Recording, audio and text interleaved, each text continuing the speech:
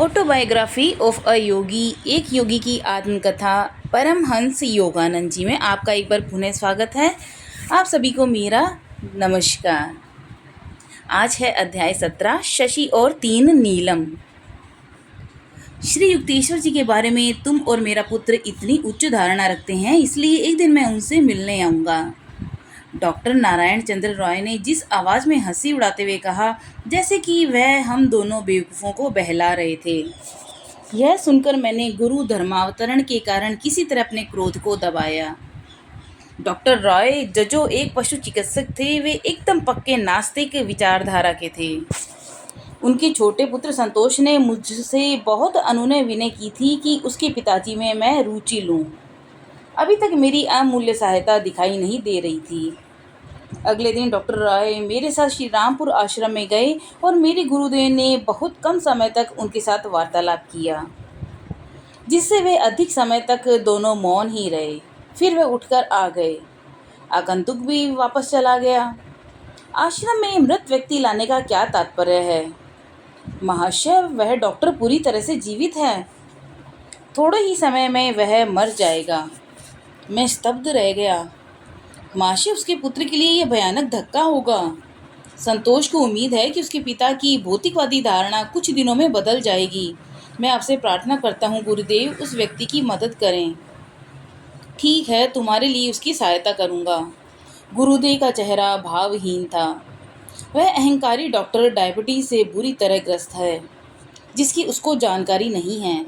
15 दिनों में वह बिस्तर को पकड़ लेगा। चिकित्सक जवाब दे देंगे और उसका प्राकृतिक समय इस धरती से विदा लेने का आज से 6 हफ्ते के बाद होगा। तुम्हारे कहने पर उस दिन वह स्वस्थ हो जाएगा, लेकिन उसके साथ एक शर्त है। तुम्हें उसे ज्योतिषीय कड़ा पहनाना होगा। यह उसका उसी तरह प्रतिरोध करेगा जिस प्रकार ऑपरेशन से पहले घोड़ा करता है। गुरुदेव दबी हंसी में हंसे। कुछ देर शांत रहने के बाद मैं यही सोचता रहा कि कैसे मैं और संतोष उस अड़ियल डॉक्टर को मनाएं कि वह पहनने को तैयार हो जाए।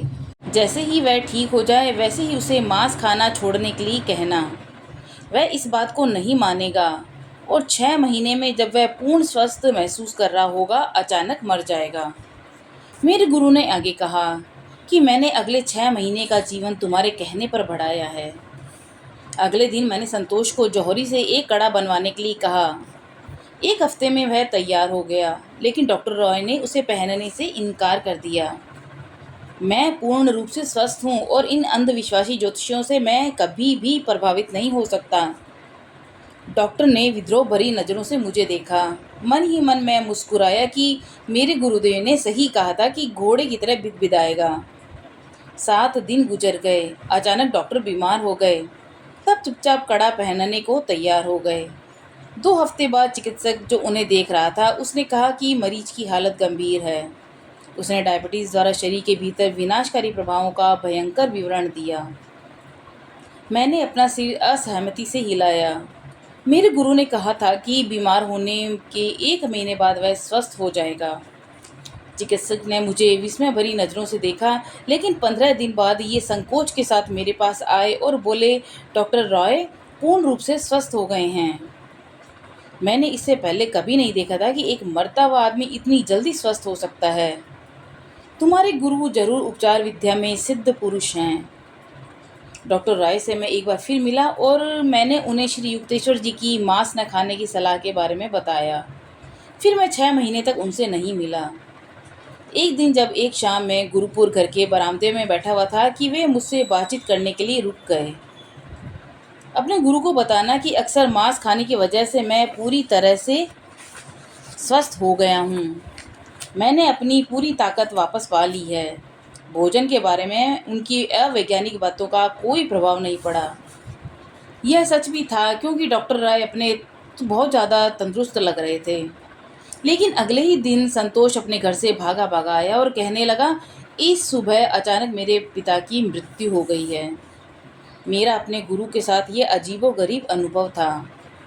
उन्होंने एक विद्रोही पशु चिकित्सक को उसके अविश्वास के बावजूद प्राकृतिक रूप से उस व्यक्ति की जीवित रहने की अवधि को 6 महीने बढ़ाया था। ऐसा उन्होंने मेरी याचना करने पर किया था। श्री युक्तेश्वर जी, जब कोई भक्त या शिष्य किसी जरूरी प्रार्थना के साथ आता था तो उसे उसकी असीम दया मिलती थी। अपने कॉलेज के मित्रों को अपने गुरु से मिलाने पर मुझे बहुत गर्व होता है। उनमें से कई मेरे पढ़े लिखे मित्र आश्रम में अपना प्रचलित नास्तिकता का नकली जामा उतार फेंकते थे। उनमें से मेरे एक मित्र शशि ने कितने ही हफ्ते आश्रम में खुशी खुशी बिताए। मेरे गुरुदेव को भी वह बहुत प्रिय था। उन्हें यह देखकर अफसोस होता था कि उसका निजी जीवन बहुत ही जंगली और अस्त व्यस्त था। शशि, यदि तुम अपने को नहीं सुधारोगे तो बहुत बीमार पड़ोगे, श्री युक्तेश्वर जी ने उसे स्नेहमयी नजरों से देखते हुए कहा। मुकुंद, तुम इस वक्त बात के साक्षी हो, फिर मत कहना कि मैंने तुम्हें आगाह नहीं किया था। शशि हंसा और बोला, गुरुदेव, यह मैं आप पर छोड़ता हूँ कि ब्रह्मांड मेरे प्रति क्या दिखाए। मैं स्वयं को सुधारना तो चाहता हूँ, पर मेरी इच्छा शक्ति बहुत कमजोर है। इस पृथ्वी पर आप ही मेरी रक्षा कर सकते हैं। मेरा किसी अन्य पर कोई विश्वास नहीं है। कम से कम तुम 2 कैरेट का नीला नीलम पहन सकते हो, यह तुम्हारी मदद करेगा। मैं उसे खरीदने में असमर्थ हूँ। फिर भी मेरे प्रिय गुरुदेव, यदि मेरे पर कष्ट आएगा तो मुझे पूरा विश्वास है कि आप मेरी रक्षा करोगे। 1 वर्ष के अंदर तुम्हारे पास 3 नीलम होंगे, श्री युक्तेश्वर जी ने कहा, पर जब तुम्हें उनसे कोई फायदा नहीं होगा। इस बात को बदल बदल कर अक्सर बोला जाता था, मैं सुधर नहीं सकता, शशि हंसते हुए निराशा में बोलता।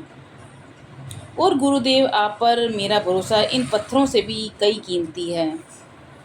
1 साल बाद मैं अपने गुरु के साथ कलकत्ता में उनके एक शिष्य नरेन बाबू के यहाँ गया। करीब 10 बजे जब मैं और श्री युक्तेश्वर जी बरामदे में चुपचाप बैठे थे, मैंने मुख्य द्वार को खोलते सुना। गुरुजी सीधे होकर बैठ गए। क्या वह शशि है? यह वर्ष खत्म हो गया है। उसके दोनों फेफड़े चले गए हैं। उसने मेरी सलाह को अनसुना किया है। उससे कहो मैं उससे नहीं मिलना चाहता। श्री युक्तेश्वर जी की बातें सुनकर मैं सन्न रह गया। मैं सीढ़ियों में दौड़कर गया। शशि सीढ़ियों से ऊपर चढ़ रहा था। ओ मुकुंद, मुझे आशा है गुरुदेव यहीं होंगे। मुझे ऐसा आभास हुआ। शशि फफक कर रोता हुआ मुझसे आगे चला गया। वह गुरुजी के चरणों में गिर पड़ा। उन तीनों खूबसूरत नीलम को वहां रख दिया। सर्वव्यापी गुरुदेव, डॉक्टर कहते हैं कि मुझे फेफड़ों का रोग, क्षय रोग हो गया है। उन्होंने मुझे 3 महीने का समय दिया है। मैं आपकी दया की भीख मांगता हूँ। मुझे पता है आप मुझे स्वस्थ कर सकते हैं। अपने जीवन के बारे में सोचने में क्या तुमने बहुत देर नहीं कर दी है? अपने रत्नों को अलग रख दो, इनकी उपयोगिता खत्म हो गई है। गुरुदेव गंभीर मौन धारण करके पत्थर की तरह स्थिर रहे। बीच बीच में वह लड़का रो रो कर दया की याचना करता रहा। मेरे अंतर्मन में विचार आया कि श्री युक्तेश्वर जी केवल शशि का गुरु की दिव्य उपचार शक्ति पर विश्वास है, उसकी परीक्षा ले रहे हैं। मुझे ज़्यादा आश्चर्य नहीं हुआ जब मेरे गुरुदेव ने मेरे साष्टांग प्रणाम मुद्रा में पड़े शिष्य पर एक सहानुभूतिपूर्ण दृष्टि डाली। उठो शशि, तुमने दूसरे घर में कितनी अफरा तफरी मचा रखी है। अपने नीलम जौहरी को वापस कर दो। यह अब बेकार का खर्चा है, लेकिन एक ज्योतिषीय कड़ा लाकर पहनो। डरो नहीं, कुछ ही हफ्तों में तुम ठीक हो जाओगे। शशि के आंसुओं से भरे चेहरे पर चमक आ गई, जैसे भीगी हुई जमीन पर सूर्य की किरणें चमक रही हों। मेरे प्रिय गुरुदेव, क्या चिकित्सक द्वारा दी गई दवाइयों का मुझे सेवन करना है? श्री युक्तेश्वर जी की दृष्टि देर तक उस पर गड़ी रही। जैसी तुम्हारी इच्छा, पियो या फेंक दो, कोई फर्क नहीं पड़ता। तुम्हारा टीबी रोग से मरना उतना ही असंभव है जितना सूर्य और चंद्रमा का स्थान परिवर्तन। फिर उन्होंने कहा, यहाँ से जाओ, इससे पहले कि मैं अपना विचार बदल लूँ। चिढ़ते हुए उसने उन्हें प्रणाम किया। वह तेजी से वहाँ से चला गया। अगले कुछ हफ्तों तक मैं उसके पास कई बार गया और मुझे ताज्जुब हुआ कि उसकी हालत दिन ब दिन खराब होती जा रही है। शशि आज रात से ज़्यादा जीवित नहीं रह पाएगा। चिकित्सक के ये शब्द सुनकर और अपने दोस्त की ऐसी दशा देखकर, जो अब मात्र हड्डियों का ढांचा बन गया था, मैं सीधे श्री रामपुर चल पड़ा। मेरे गुरु ने मेरी आंसुओं से भरी दास्तां सुनी। तुम मुझे परेशान करने क्यों आए हो? तुम पहले ही शशि के स्वस्थ होने के बारे में सुन चुके हो। मैंने अति आदर के साथ उन्हें प्रणाम किया और वापस दरवाजे पर गया। श्री युक्तेश्वर जी ने विदा होते हुए कुछ नहीं कहा, केवल मौन हो गए। उनकी एकटक अधकुली आंखें जैसे कि उनकी दृष्टि दूर किसी और दुनिया में चली गई हो। फिर मैं फौरन कलकत्ता शशि के घर में गया। आश्चर्य से मैंने अपने मित्र को बैठे दूध पीते हुए देखा। ओह मुकुंद, कितना बड़ा चमत्कार! 4 घंटे पहले मैंने अपने कमरे में गुरुदेव की उपस्थिति महसूस की। मेरे भयानक रोग के लक्षण तुरंत गायब हो गए। मुझे लगता है उनकी कृपा से अब मैं बिल्कुल स्वस्थ हूँ। कुछ ही हफ्तों में शशि पहले से बेहतर स्वास्थ्य में था, लेकिन उसके स्वस्थ होने की प्रतिक्रिया में एक कृतज्ञता की झलक थी। वह कभी कभी ही श्री युक्तेश्वर जी के पास आता। एक दिन मेरे दोस्त ने मुझे बताया कि उसे अपने पहले की जीवन शैली पर बहुत अफसोस है। इसी शर्म की वजह से वह गुरुदेव का सामना नहीं कर पा रहा था। इस बात पर मैंने निष्कर्ष निकाला कि शशि की बीमारी ने उस पर विरोधी प्रतिक्रिया दी। उसकी इच्छा शक्ति तो दृढ़ करी, मगर व्यवहार में परिवर्तन कर दिया। स्कॉटिश चर्च कॉलेज में मेरे पहले 2 वर्ष पूरे हो रहे थे। कक्षा में मेरी उपस्थिति बहुत अनियमित थी। जितनी थोड़ी बहुत पढ़ाई मैंने की थी, वह अपने परिवार में शांति बनाए रखने के लिए की थी। मेरे घर में 2 प्राइवेट अध्यापक नियमित रूप से आते थे। मैं नियमित रूप से अनुपस्थित रहता। कम से कम मेरे छात्र जीवन में यह एक नियमितता थी। भारत में कॉलेज के 2 वर्षों के अध्ययन करने पर इंटरमीडिएट डिप्लोमा आदि मिलता है। उसके बाद छात्र आगे 2 साल की बीए की डिग्री करते हैं। इंटरमीडिएट आर्ट के इम्तिहान सर पे थे। मैं पूरी भाग गया, जहां मेरे गुरु कुछ हफ्ते गुजार रहे थे। मुझे उम्मीद थी कि मेरी परीक्षा नहीं देने पर वह अपनी सहमति देंगे। मैंने उन्हें अपनी तैयारी न होने के बारे में बताया, लेकिन गुरुदेव ने सहानुभूति बताते हुए कहा कि तुमने अपने पूरे दिन लगाकर अपने आध्यात्मिक कर्तव्यों का निर्वाह किया है और अपने कॉलेज के कार्य को ऐसा ही करोगे। तुमसे ऐसी ही अपेक्षा थी। अगले हफ्ते तुम अपना पूर्ण परिचय अपनी किताबों पर लगाओगे। तुम पूर्ण परिश्रम अपना किताबों पर लगाओगे, तब तुम बिना फेल हुए अपने ध्येय में जरूर सफल रहोगे। बीच बीच में उठने वाले तर्कयुक्त संदेहों को दबाते हुए मैं वापस कलकत्ता आ गया। अपनी मेज पर किताबों के पहाड़ जैसे ढेर को देखकर मैं स्वयं को भूला भटका मुसाफिर महसूस करता। देर तक ध्यान करने के बाद मुझे एक तरीका सूझा जिससे मैं अपनी मेहनत कम कर सकता था। हर पुस्तक के किसी भी पेज को खोलकर पढ़ता, जो यूं ही खुल जाता था। कुल मिलाकर खुले पेजों का मैंने अध्ययन किया। इस प्रकार हर दिन मैं 18 घंटे पढ़ता। मैं पुराने ज़माने के लोगों की तरह रटने की कला में निपुण हो गया था। आगे आने वाली परीक्षा में इस तरह की गई पढ़ाई ने मुझे न्याय दिला दिया। मैं सभी विषयों में पास हो गया, लेकिन फेल होने से बाल बाल बचा। मेरे दोस्तों और परिवार वालों की बधाइयों में आश्चर्य भरे पुट को सुनकर मैं हंसे बिना नहीं रह पाता था। पुरी से लौटने के बाद मैं श्री युक्तेश्वर जी ने मुझे एक सुखद आश्चर्य दिया। तुम्हारी कलकत्ता की पढ़ाई खत्म हुई। मैं देखूंगा कि यूनिवर्सिटी के अंतिम 2 वर्ष तुम श्री रामपुर में रहकर करो। मैं ताज्जुब था कि इस कस्बे में आर्ट के विषय में डिग्री। गुरुदेव, इस शहर में कोई आर्ट विषय में डिग्री का कोर्स नहीं है। श्री रामपुर कॉलेज, जो वहाँ एक अकेला उच्च शिक्षा का विद्यालय था, वह 2 वर्ष का आर्ट्स में इंटरमीडिएट का कोर्स था। गुरुदेव शरारत के साथ मुस्कुराए। मैं तो किसी के बीए कॉलेज को खोलने के लिए कहीं से चंदा भी नहीं इकट्ठा कर सकता हूँ। उसके लिए बूढ़ा हो चुका हूँ। मुझे लगता है इसका इंतजाम किसी और से कराना होगा। 2 महीने पश्चात प्रोफेसर हॉवेल, जो श्री रामपुर कॉलेज के प्रेसिडेंट थे, उन्होंने सार्वजनिक घोषणा की कि 4 वर्ष का डिग्री कोर्स कराने के लिए उन्हें पर्याप्त धन एकत्रित करने में सफलता मिल गई। श्री रामपुर कॉलेज कलकत्ता विश्वविद्यालय से संबद्ध शाखा बन गया। मैं श्री रामपुर कॉलेज के बीए कोर्स में दाखिला लेने वाला पहला विद्यार्थी था। गुरुजी, आप मेरे प्रति कितने दयालु हैं।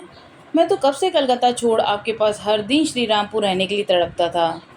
प्रोफेसर हॉवेल को पता भी नहीं है कि इस सहायता के लिए मैं आपका कितना आभारी हूँ। श्री युक्तेश्वर जी ने बनावटी कड़ाई से मेरी ओर देखते हुए कहा, अब तुम्हें कई घंटे ट्रेन में नहीं बिताने पड़ेंगे। तुम्हारे पास पढ़ाई के लिए बहुत समय रहेगा।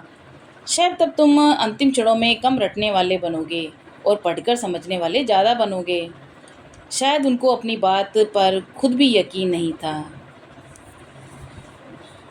तो ये था आज का अध्याय, जिसमें किस तरह से अपने धातुओं और रत्नों पर अनुभव श्री गुरुदेव ने अपने शिष्यों को करवाए। कल हम जानेंगे अध्याय 18, चमत्कारिक मुसलमान। तब तक के लिए नमस्कार।